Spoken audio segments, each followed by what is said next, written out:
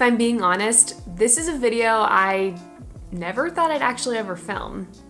But here we are. For those of you that don't know, I was somebody that followed the ketogenic low carb lifestyle for like 4 or 5 years. I think since like 2016 or 17. I was in college when I started, and I've kind of been eating that way up until now. A lot of my online presence came about because I was keto. One of my friends actually introduced me to low carb. Her and I always kind of talked about ways to eat better and to be healthier. Her and I feel like had some of the same struggles, and when she told me about low carb, I was like, okay, cool, like maybe that's something that I could try. After she told me about it, I took it upon myself to really like look into it, read about it, educate myself as much as I could. With anything I do, I go over the top with like research and reading and wanting to know everything possible about something. So then as you're Googling like low carb and things like that, you read about keto and the ketogenic lifestyle and everything like that. And I remember I just dove headfirst and I started doing it, and I loved it. It was honestly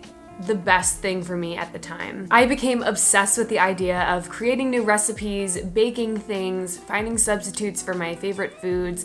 I got really into cooking, and I got really good at cooking, and I feel like a lot of what I learned early in my keto days is something that I'm still carrying with me now. As I was posting recipes on my Instagram and Snapchat and things like that, so many people were messaging me back asking questions about keto and low carb and my recipes, and I was like, you know what, I'm gonna make an entire Instagram solely dedicated to food, recipes, progress photos, like my lifestyle with it. I was just like so all in, and that's when Carb Free Kayla was created. Now, if you know, you know. Some of you have been following me from the beginning, which if you go back on my YouTube channel, my very first video was a keto cooking video because I genuinely thought this entire channel was going to be just keto recipes.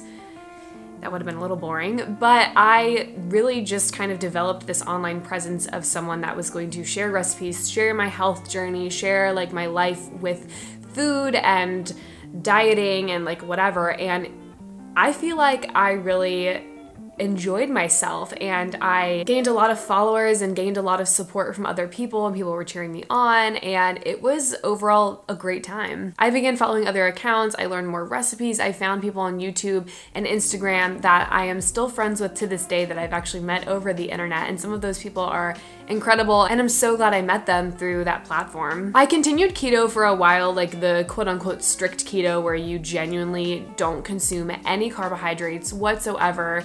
In the beginning, definitely in the beginning, I was very strict with myself, and it was like, oh, can't have a french fry, can't have a single grain of rice, cannot have any sweets. Like I was really hard on myself in the beginning, and as I was going, I was realizing that that was not the best for me because I'm someone that I feel like has probably yo-yo dieted and tried all ways to like lose weight and to like whatever, probably since I was like 12 or 13 if we want to get deep, but I was starting to realize like this is not good for me. I do not need to be at like a party like thinking that I need to pick the meat out of this little finger sandwich, and I can't have the birthday cake because that's not keto. It was starting to click. I was like, okay, maybe I shouldn't be doing that because I don't want to spiral and have like eating disorder tendencies that I've had previously. I was like, let's fix this. Like let's sit down and like let's address this. So what I did from there was, instead of being extremely restricted and following like the real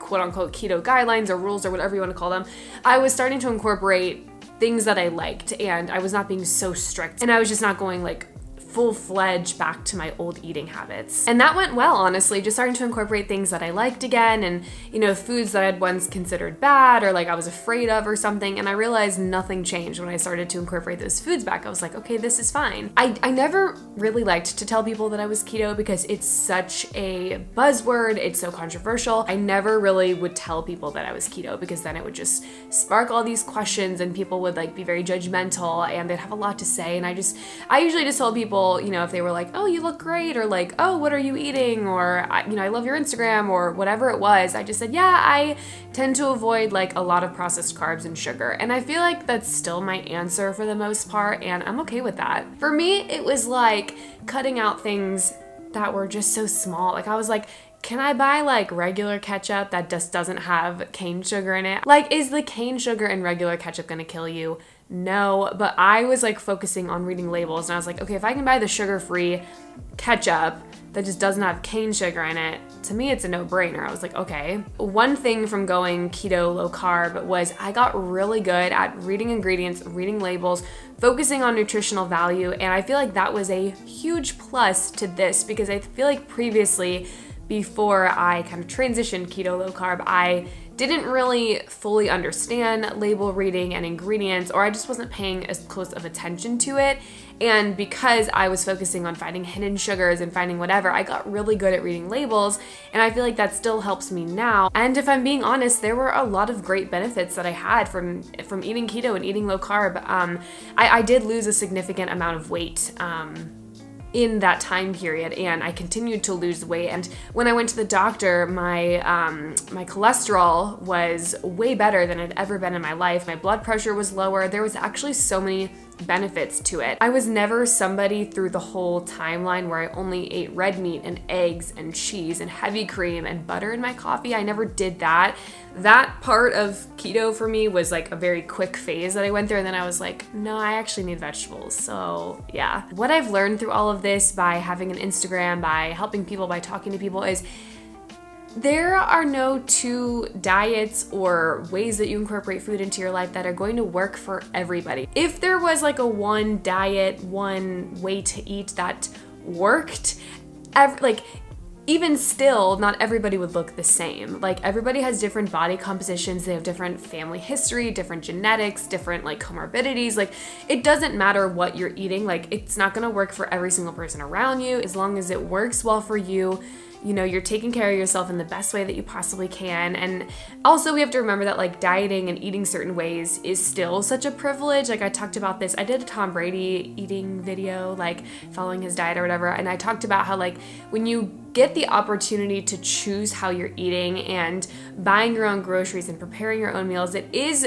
at some point like a luxury, and it's not something that everyone is able to do for so many different reasons. So I was very fortunate to be able to pick and choose how I was eating and buying specialty grocery store items and buying like almond flour and things like that. And there's no reason to shame somebody else for how they're eating. I know for me it was really difficult because I got so much hate and backlash, and you know, people were reaching out to me and they're like, you're killing yourself, you're destroying yourself because I was eating this way. And I was like, no offense, but like, it's going into my body and not yours. So I don't know, people were super pressed, super pissed off. Like, they were not happy with what I was doing, which to me was so surprising because I was like, this is not affecting you at all. So all these things were kind of just like adding up, and people still had so much to say, so it became just like overwhelming. And it really just made me think that none of us should be judgmental towards somebody else for what they're eating or what they're not eating. Like, it's not your body, don't worry about it. Now, if they're asking for your help or they're wanting advice or whatever, like,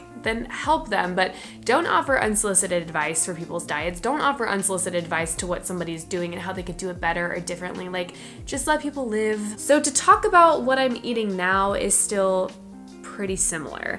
I am no longer keto. You don't have to slap the name tag on me and say, hi, my name is Kayla, I eat keto.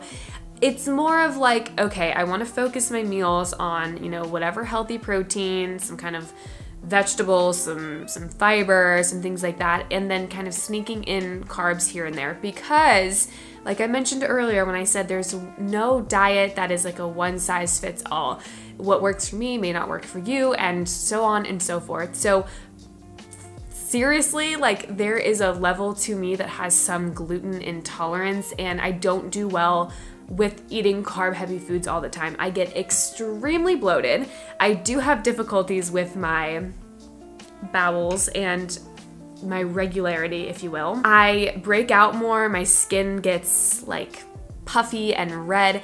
There is a level to that where processed carbs don't suit me the best. And that's not even like in an excess. People used to tell me all the time when I was keto, they're like, well, the only reason you're bloated and your skin breaks out is because you're eating too many carbs. You have to find the fine line. Maybe that makes sense, but for me, genuinely, I was like, I don't think that's true for me, because I would still incorporate carbs in small amounts, like well below the serving size, not multiple times a day, not a binge, and I would still feel it. I've been adding things back like brown rice, some quinoa here and there. I've been adding beans to things to help with like that fiber intake. And again, regardless, I am still very mindful of like the serving size, and I'm mindful of like which foods I'm combining with what. Like I don't want to have a super carb heavy meal still, because that was the same, like now it was the same during keto and it was the same before. I don't think keto like shifted like the metabolic structure in my body and made me like sensitive to carbs. This was something I've like always been sensitive to.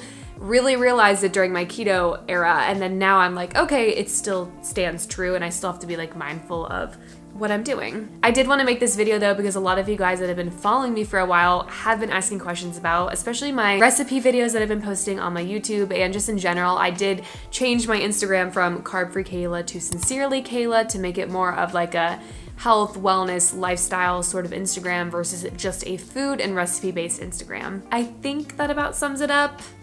I'm pretty sure I covered everything that I wanted to talk about. Why I'm no longer keto and kind of what I'm doing now, focusing more on like the quality of food that I'm putting into my body and still kind of cutting back a little bit on carbs, but not doing the strict keto, not completely eliminating carbs from my diet. And yeah, I'm feeling great, honestly. As always, if you made it this far in the video, thank you so much for watching. If you're an OG subscriber or follower from the first keto video to Carb Free Kayla on Instagram, you're a real one. You deserve a veteran's discount. Thank you so much for being here. And if you're new or relatively new, I appreciate you just as much. Thanks so much for being here.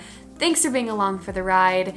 More to come with health, fitness, wellness. I'm still gonna do recipe videos. I'm still going to share with you guys workouts and things that I do to keep myself as healthy and well as I possibly can. Thank you guys again so much for your love and your support. It means the world to me. Love you so much, and I'll see you in the next video.